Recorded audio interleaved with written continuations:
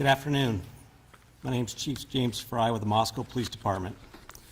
Joining me today is Captain Roger Lanier with the Moscow Police Department, Moscow Deputy City Supervisor Tyler Palmer, Colonel Kedrick Wills of the Idaho State Police, University of Idaho President Scott Green, University of Idaho Dean of Students Blaine Eccles, and Latah County Prosecutor Bill Thompson. We are thankful for all the tips and leads the public has provided in Ethan, Xana, Kaylee, and Madison's murder investigation. No bit of information is too small, and every tip will be pursued. So far, this information has helped investigators build a picture of the areas of interest and the relationships these four had with each other and our community. We still believe there's more information to be gathered, which will continue creating a window through which we view this case. We all want to understand why this happened and what drove someone to do this. The families of those involved and our entire community deserve to know. We ask anyone with any information related to what happened with these four who are in our community, their interaction with others, and whether they expressed concern or commented about someone or something strange, to get that information to us. Even if you don't believe it is relevant, investigators will review and determine if and how your information builds the picture. Sometimes what a video or picture doesn't show is equally as important as what might be there. Information on how to submit tips and updates on the investigation can be found on the Moscow Police Department webpage.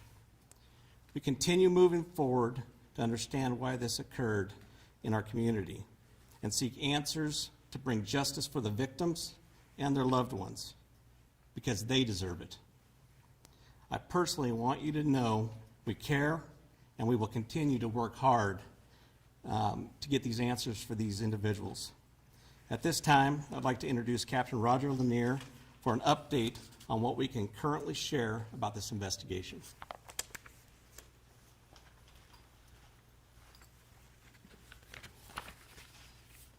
Good afternoon. I'm Captain Roger Lanier with the Moscow Police Department. I want to assure you first off that the loss of Xana, Kaylee, Madison, and Ethan remains the highest priority for the Moscow Police Department. We will continue putting all of our resources into investigating and solving these murders.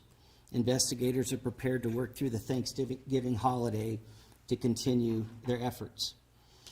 I also want to express our sincere appreciation to the Idaho State Police, the FBI, the University of Idaho, and the Latah County Sheriff's Office for their assistance. And I especially want to thank the community of Moscow for their outpouring of support through this incredibly difficult time. Today I'm going to recap in brief what we know. I'm going to provide some new information, and I'm going to address some rumors. On the evening of November 12th and into the early morning hours of November 13th, Kaylee and Madison arrived home at approximately 1:45 a.m. after visiting a local bar and a street food vendor. Ethan and Xana were also out in the community at Sigma Chi, and they arrived home at approximately 1:45 a.m. Two surviving roommates who were also out in the community arrived home at approximately 1 a.m. Later, on the morning of November 13th, at 11:58 a.m., a 911 call was placed. The call reported an unconscious person. The call originated from inside the residence, and a surviving roommate's cell phone was used. During that call, the dispatcher spoke to multiple people who were on scene. Moscow police officers responded and found two victims, two on the second floor and two on the third floor of 1122 King Road. The results of autopsies indicated that the four were stabbed multiple times and were likely asleep during the attack. Some had defensive wounds, and there was no sign of sexual assault. We do not believe the following individuals were involved: the 2 surviving roommates, the male seen in a grub truck video circulating on the internet, a private party who drove Kaylee and Madison home, any of the individuals who spoke to the dispatcher on the 911 call. We're also aware of a male whom Madison and Kaylee had called several times the morning of November 13th, and we do not suspect that individual. Detectives have canvassed the neighborhoods looking for evidence, physical evidence, video surveillance, and they've contacted numerous residents to see if anybody may have seen or heard anything. They continue requesting tips that can be sent to our tip line or called in to our tip line. The specific areas that we're interested in are detailed on maps on our city website and our Facebook page, but as stated earlier, generally south of Taylor Avenue to Palouse River Drive and the area west of US 95 over to the Arboretum. We have heard mention that Kaylee stated she may have had a stalker. Detectives have been looking into that, and to this point have been unable to corroborate the statement, although we continue to seek information and tips regarding that report. No suspects have been named or arrested, and we continue looking for what we believe to be a fixed blade knife used in the murders. We have not released the names of any of the subjects who spoke on the 911 call, and we have not released the call itself. Any online reports of the victims being tied and gagged are not accurate. Regarding the resources that we've put forth in this investigation, the Moscow Police Department has 4 detectives, 24 patrol officers, and 5 support staff dedicated to this investigation. The FBI has 22 investigators in Moscow and 20 additional agents assigned in various locations, as well as 2 members of the Behavioral Analysis Unit. The Idaho State Police has 20 investigators, a public information team, a forensic services and crime scene team, and 15 uniformed troopers who have been valuable in helping provide community patrols and safety patrols. We very much appreciate their support. This is our highest priority. It will remain our highest priority. We owe that to the families. At this time, I would like to introduce Colonel Kedrick Wills from the Idaho State Police.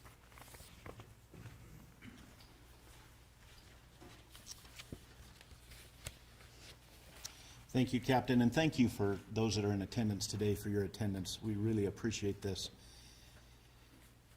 What has affected Moscow and the community here has affected all of us as Idahoans. We have a way in Idaho that the communities come together in tough times, and this is one of those tough times. Leads from the community are important, and as the captain spoke, no tip is too small, and we would urge anybody that has any information whatsoever to please provide that to help us solve this case.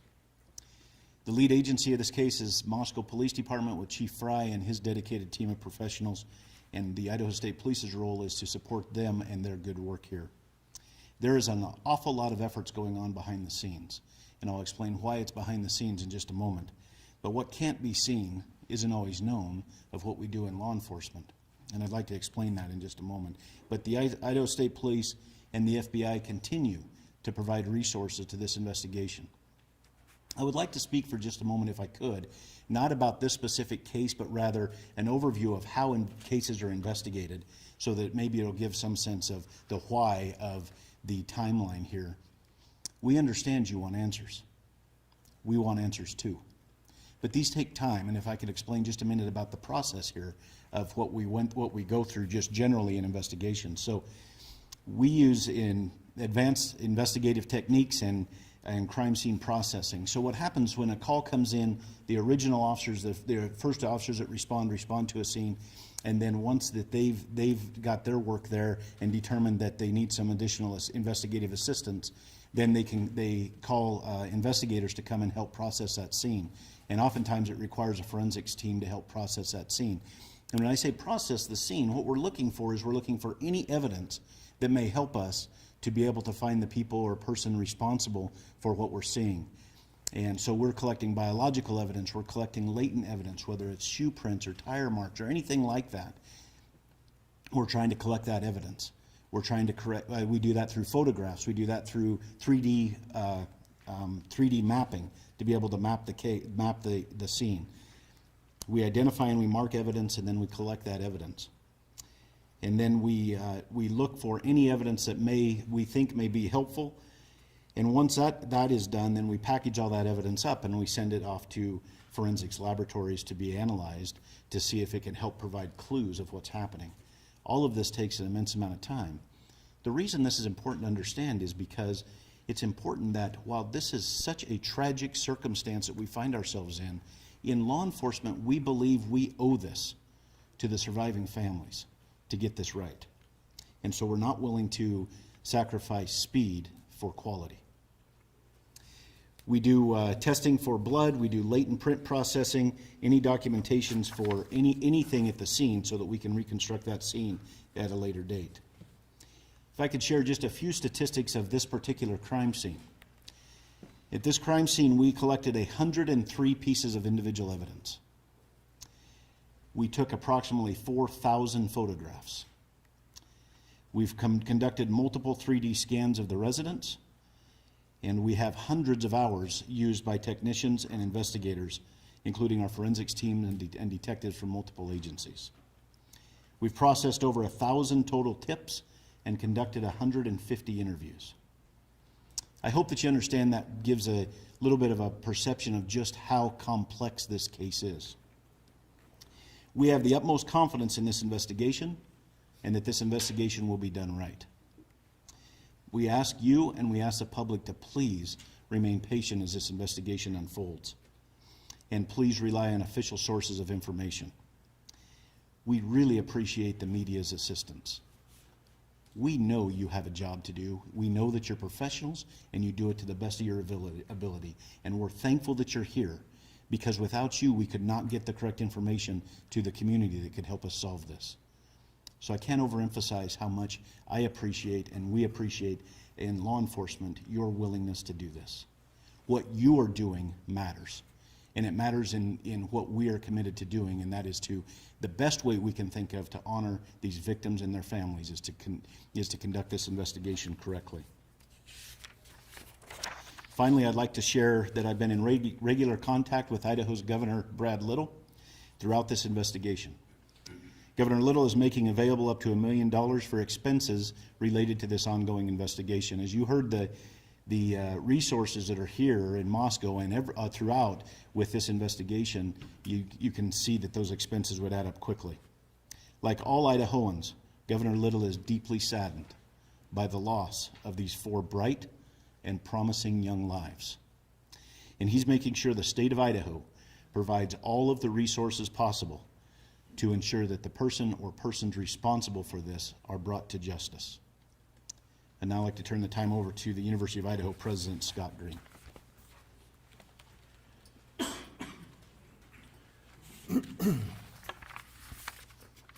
Good afternoon, I'm Scott Green, President of the University of Idaho.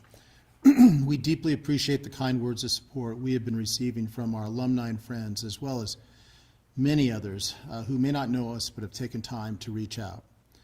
People are donating to the victims' GoFundMe pages and the Bruce Pittman Fund for Students in Need, and they're buying personal devices for our students and continuing to look for other ways that they can help. This is what it means to be a vandal. In the last 24 hours, we have sent updated communications to our students, employees, parents, and alumni. And in those communications, we discuss campus security, services available to our students and employees, our plans for both remote and live instruction to close the semester, and our plans for a candlelight vigil on November 30. All of this is available on our website. We all want swift justice and continue to work with law enforcement to aid them in any way helpful to their investigation. As the investigation continues, we will better know how to proceed in the new year.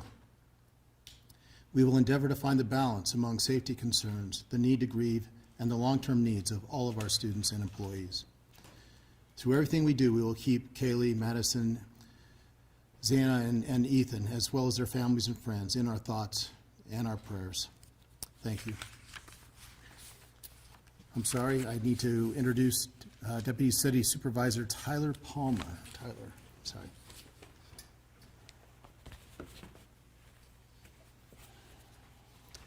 Good afternoon. My name is Tyler Palmer. I'm Deputy City Supervisor with the City of Moscow, and I'm here today on behalf of Mayor Arthur Betke, the Moscow City Council, and Moscow City Administration. The loss of Kaylee, Madison, Xana, and Ethan has sent an overwhelming, palpable wave of grief, confusion, sorrow, and anger through our peaceful community. Mayor Betke, with the support of our City Council, has instructed staff to marshal all necessary resources for our law enforcement professionals as they diligently work to assure the safety of every member of this community and find the person or people responsible for this. The outpouring of support, kindness, and genuine empathy locally and even globally has been a humbling reminder that those who want to help far outnumber those who want to hurt. And we take some solace in that. To all of you who've reached out, sent letters and cards, provided food for those working around the clock on this investigation, and offered other resources, we thank you sincerely. These continued acts of charity and humanity remind us why we live in this tight-knit, caring community. The City of Moscow is committed to seeing this investigation through to a successful end and will continue to dedicate whatever resources are necessary for that effort. We are thankful for the immense support from the University of Idaho, Lake Tahoe County, Governor Little and his office, the Idaho State Police, and the Federal Bureau of Investigation. Moscow is my home.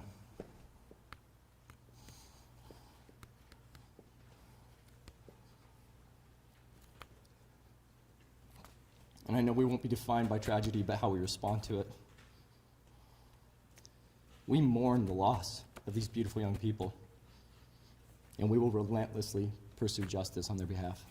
Thank you.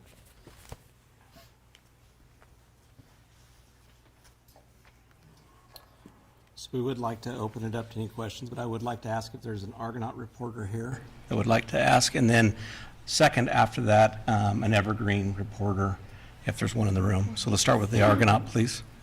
LCSC Pathfinder. I'm with the LCSC Pathfinder. Can I speak?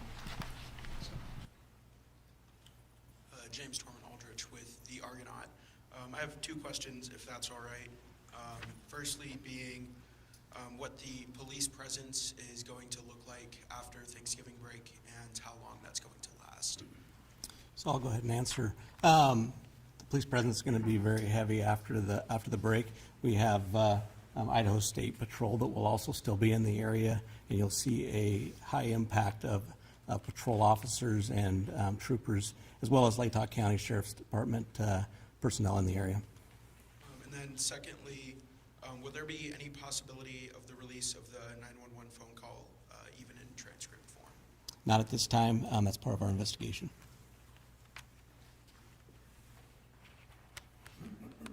Daily Evergreen? There.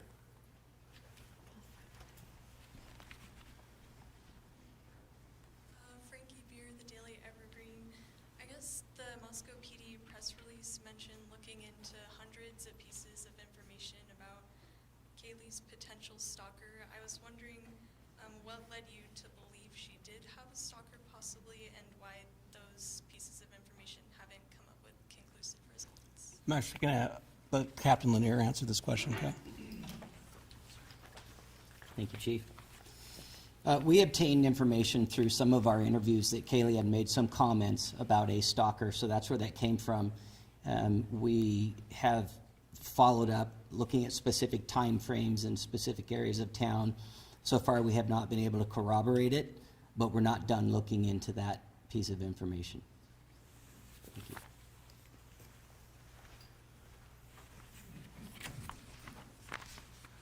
Dan Springer, Fox News. If I can get Captain Lanier. Sir, why not tell the public who the target was? You've said that this was a targeted attack.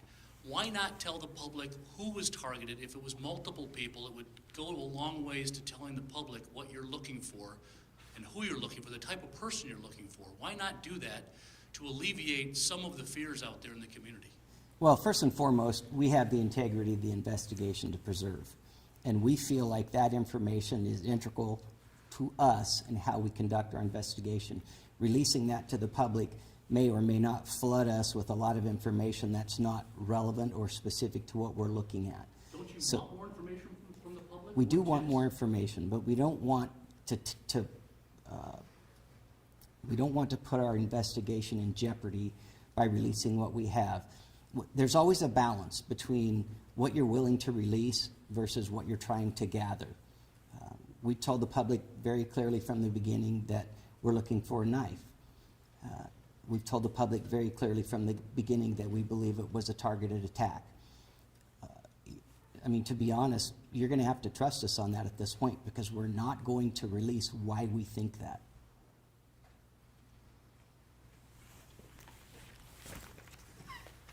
Lauren Patterson, Northwest Public Broadcasting. I see that the FBI set up a special web page just to collect digital information. I'm also curious if any of the investigators can speak to this.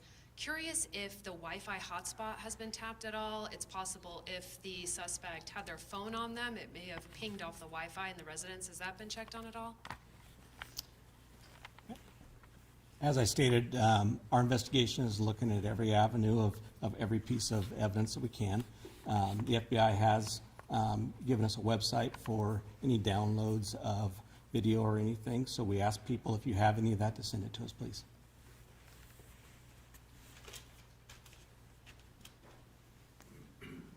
Thank you. Natasha Chen, CNN. I have a couple of questions here. One, in many homicide cases, the first hours, the first days are so incredibly crucial.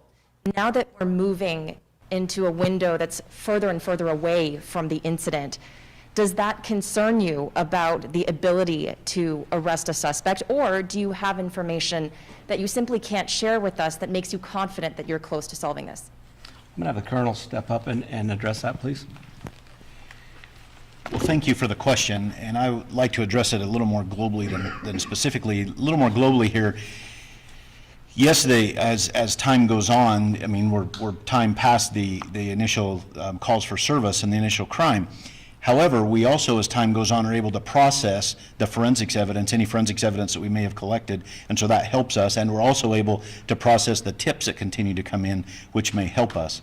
And so, while time in one respect is not beneficial, in another respect it is, because it helps provide us with that whole picture with all of the information that we're gathering, whether it's evidence or tips or any other information that we're gathering. It may help us to provide a clearer picture, and so it may help answer those questions that we're seeking as well.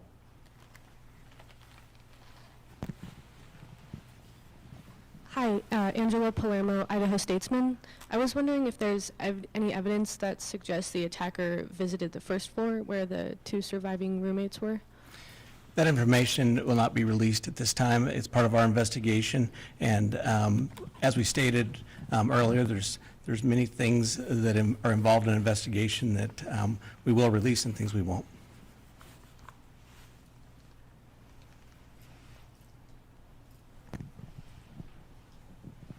Good afternoon, Ashley Soriano, Fox News. I have two questions. Have you considered the possibility of a murder-suicide? Is that something that you guys are considering right now?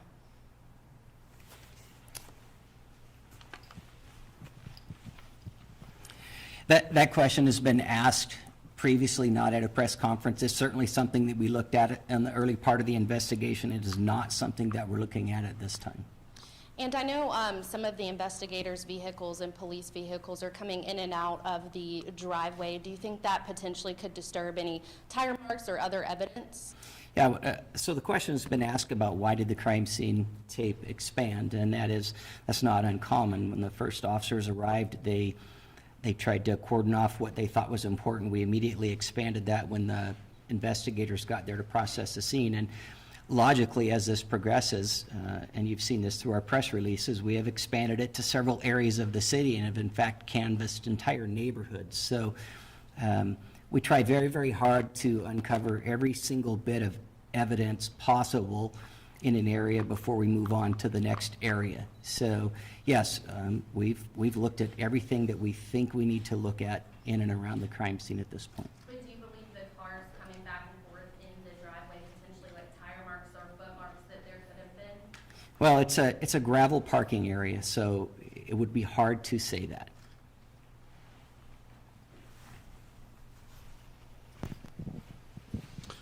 How are you folks holding up? How are your detectives and officers holding up? And Chief, you mentioned that detectives are prepared to work tomorrow on Thanksgiving, so is the expectation that they will be? That is correct. We're going to have many detectives and agents working all the way through this incident. Our people are dedicated. Our people care about this community. Our people want to ensure the community that we're here to bring safety and we're here to get a resolve on this. So we will continue to push through. We'll give people time off as they need it, and we will continue to take care of them. But we're gonna keep pushing on this until we come to a conclusion. Chris Mitchell, KLEW. Is there any plans to increase security for the Apple Cup on Friday?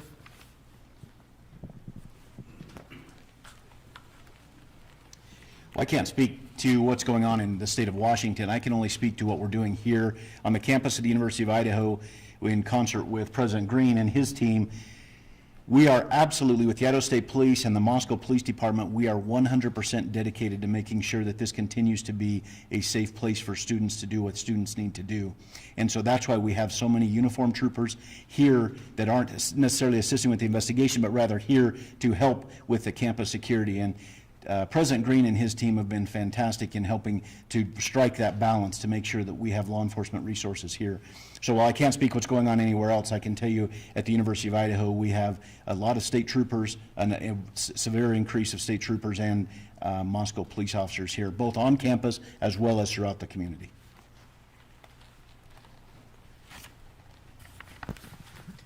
John Gabell, ABC News. Are investigators looking at any possible connection to an unsolved double stabbing in the Salem, Oregon area about a year and a half ago? Specifically, 2 people stabbed in their home in the middle of the night, long knife, no suspect at this point. One died, one survived. I think we're looking at every avenue, and we have other agencies reaching out to us with other cases and stuff that we are doing follow-up on, and we will continue to follow up on those. Are you aware of that case? I actually had a tip come in on that case, and I forwarded it to our tip line. Okay, one more question. Can you confirm the bodies have been released to the families or are being so released today? I believe they have been released to the family, and I know that I believe one of them has already had a funeral.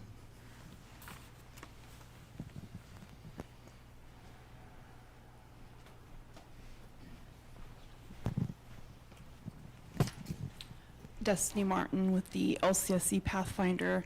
Can you lend any insights into the possibility that the murder weapon is linked to the ROTC program? And also you mentioned that the analysis unit is here. Will we be able to hear anything from them about a working profile they possibly have? And on that note, have you guys ruled out the possibility that the killer might be a female? So we look at every avenue. We're looking at every group of people. Like I said early in our first press conference, we're not going to let any stone go unturned. I believe, can you just clarify your second portion of that question?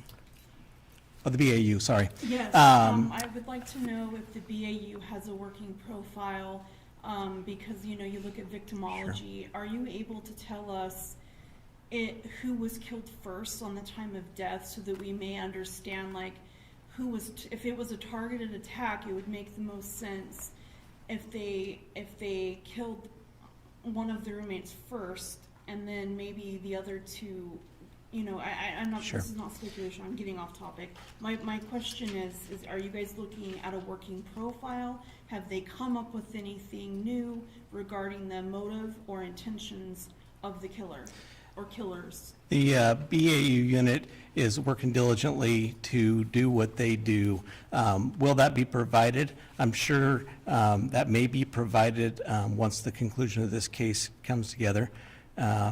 but they are continually taking in information and reading reports and gathering information for that. Good afternoon, Chief. Amanda Rowley with KREM 2. Seeing some speculation with some of the cars being searched this past week. Wondering if you can squash some of the rumors and that speculation. Is there anything you can share specifically on the white car out front, and then a follow-up for the university? So I'll have Captain Lanier go ahead and come up with that. Thank you. Well, we have looked at a lot of different vehicles. I'm assuming you're referring to the vehicles that were in the parking lot at the time. Yeah, so some of those vehicles belonged to the victims and some belonged to other people in the house. And so for us, that's part of the crime scene. As I mentioned earlier, the crime scene was expanded out through the parking lot. So we wanted to make sure that we looked at those prior to releasing the crime scene. It was part of the initial investigation that night. Thank you. And for the university, is there any additional information at this time that you can offer about the candlelight vigil, maybe what we can expect from that? And then any other information you can provide about that ask of the community to light the night on November 30th? Thank you for that. I'm going to turn this over to Blaine Eccles at this point. He's actually planning the whole event, so we appreciate it. Good afternoon. I'm Blaine Eccles, Dean of Students. The vigil is going to be hosted next Wednesday, November 30th at 5 p.m. We have it scheduled for the administration lawn at the moment. We're going to make a final determination on location early next week, just because we're waiting for the weather window to get closer, so we feel comfortable that that's where it will be located. We're anticipating a large turnout of community members as well as university members, students, faculty, and staff at that particular event. And all of the families have been invited to join us if they so wish from that aspect of it. The response has just been absolutely beautiful and overwhelming to the love that has been provided to the institution as well as the family members. The Light the Night event that you're talking about, while I don't have a lot of details on that, is set to coincide at the same time, just so that people that can't be here in person as part of the vigil are going to be able to participate remotely as well. The vigil will be live streamed, and it's safe to say that the Vandal family is going to unite and come together to support the families in the darkest moments of their life, quite frankly. So I'm going to go ahead and take two more questions, okay? Jordan Smith, KXLY. At this point in time, do investigators know which entrance the suspect used to enter the residence, if this was someone who might have known the door code at the front or maybe used the back door? Once again, that's part of our investigation. We're not going to release that information this time. Thank you.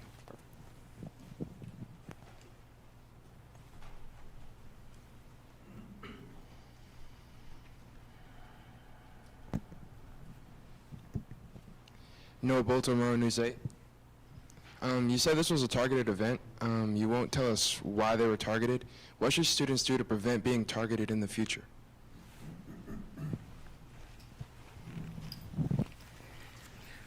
Well, that's a great question, especially in light of what just happened. If you would have asked us 9 days ago, we would have had probably a different answer. Moscow's always been a very safe community. In light of this, and maybe we should always look at it this way, vigilance, always traveling in pairs, knowing where you're going, telling someone when you arrive, and just that kind of general awareness. Maybe we should, as a community, have always been doing that. You know, in some ways, this took our innocence. I would tell students that you need to stay with a friend. I know that the university staff is looking at different options to increase some of the safety on campus and providing certain options to students. So, yeah, going forward, there's a lot of things that maybe we wish we would have done before, but we need to start doing now. So I'm going to go ahead and close, but what we do want to let our community know that we do care. We do want to provide a safe environment. We will continue to work hard, and we'll continue to do everything we can. We want people to be vigilant. We want people to report anything suspicious to us and let us get there and handle it. But we are here to provide that safety. So I want to thank you today for coming, and I appreciate your questions.